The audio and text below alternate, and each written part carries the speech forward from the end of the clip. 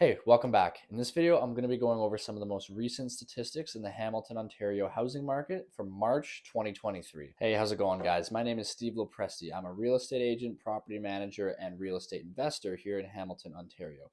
If you like these type of market update videos and you want to see more of them, please like and subscribe and hit that bell notification so you don't miss one. I'm going to put one out every single month. And if you have any questions about the Hamilton, Ontario real estate market in general, feel free to either leave a comment or you can reach out to me. My contact info is down in the description. So February 2023 closed out with about 464 sales overall, and which is about 40% lower than it was the previous year, February 2022.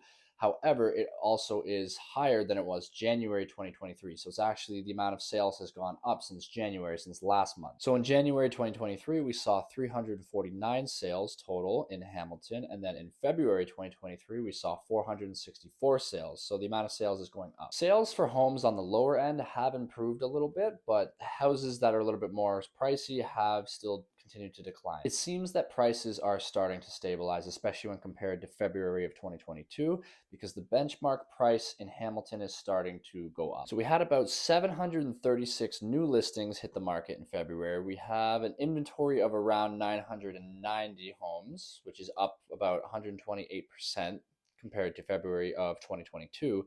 And then we have about 2.1 months of supply on the market, which if we compare it to January 2023, so the previous month, we had about 2.7. So months of supply has actually decreased a little bit. And then the average days on market has also decreased when compared to the previous month. So in February, we saw about 31 days on market was the average, whereas in January 2023, it was about 37 days. So it's gone down a little bit as well. All right, now the average price in February 2023 in Hamilton was $800,000. So compared to January 2023, it's actually gone up $50,000. So in January, it was $750,000 as an average price.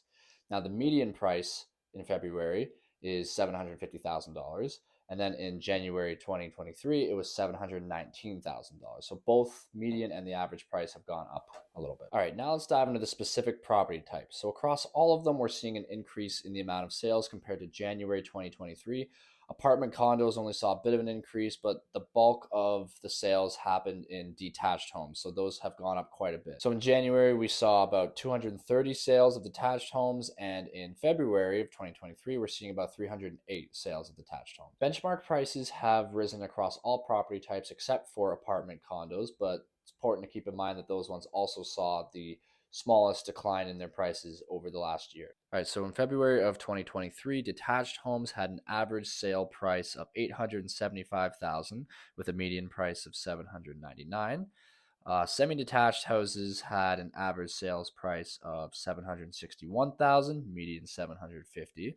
And then row or townhouses saw $710,000 for their average, and then $725,000 for their medium.